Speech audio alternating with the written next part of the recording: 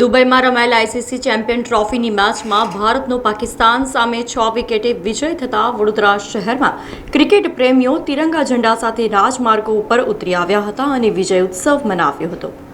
દુબઈમાં ICC champion ટ્રોફીની high voltage મેચમાં પાકિસ્તાનને પરાજય આપી ટીમ ઇન્ડિયાએ ક્રિકેટ પ્રેમીઓનો રવિવાર સુધારી દીધો હતો.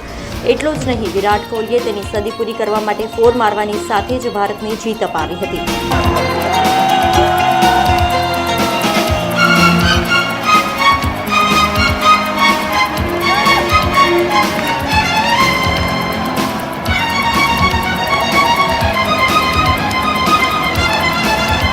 ભારતનો વિજય થતાં જ વડોદરા શહેરમાં ઠેર ઠેર ફટાકડા ફૂટવા લાગ્યા હતા અને બપોરથી શરૂ થનાર મેચને લઈને ક્રિકેટ પ્રેમીઓ ટીવી સામે બેસી ગયા હતા. ત્યારે ભારતને મેચ જીતતાની સાથે જ ક્રિકેટ પ્રેમીઓ વિજય ઉત્સવ મનાવવા ઉત્સાહ સાથે વડોદરા શહેરના રાજમાર્ગ પર ઉતરી આવ્યા હતા અને ભારતની જીતની શાનદાર ઉજવણી કરી હતી.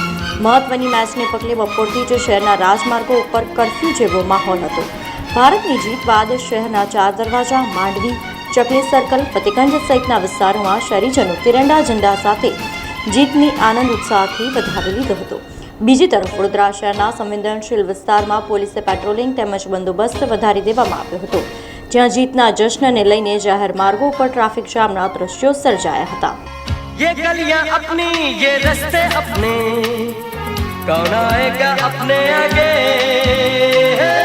राहों में हमसे टकराएगा जो, हट जाएगा वो घबरा के, यहाँ के हम सिकंदर, चाहे तो रख ले सबको अपनी जेब के अंदर, पर हमसे पंगा मत लेना मेरी जान, नहीं समझे हैं वो हमें तो क्या जाता है.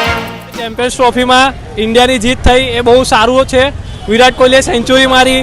હવે આ વાત પર એક વસ્તુ એવી છે કે પહેલાં આપણે પાકિસ્તાનને ચેમ્પિયન્સ ટ્રોફીમાંથી બહાર કરી દીધી છે, એટલે બહુ સારી વાત છે અને ઇન્ડિયા આગળ બી સારું સારું રમે એવું છે. ચેમ્પિયન્સ ટ્રોફી લઈને આવે એવી જ બધાની આશા છે. આપણી ઇન્ડિયાએ જીતી છે. તમે માહોલ એમજી રોડ પર જોઈ શકો છો. ઇન્ડિયાનો જે ખોફ બનેલો હતો પાકિસ્તાનની સામે એ બરકરાર છે અને કેટલા બધાનું આજે પ્રિડિક્શન હતું કે ભાઈ ઇન્ડિયા હારશે. જે મોટા મોટા ડ્રીમ 11 પર અને કેટલા બધા પર પ્રિડિક્શન હતું કે ઇન્ડિયા હારશે, વિરાટ કોહલી નહીં રમે, પણ એ બધાનો ઘમંડ અને જે એ લોકોનું પ્રિડિક્શન હતું બધાએ બધું તોડી નાખ્યું છે. અને વિરાટ કોહલીએ જે આજે શતક માર્યું છે એ પર બી બધા હેટર્સનું મોઢું પણ બંધ થઈ ગયું છે. આજે જે માહોલ છે અને પોલીસનો જે સાથ સરકાર છે એ પણ આપણને જોવા મળે છે.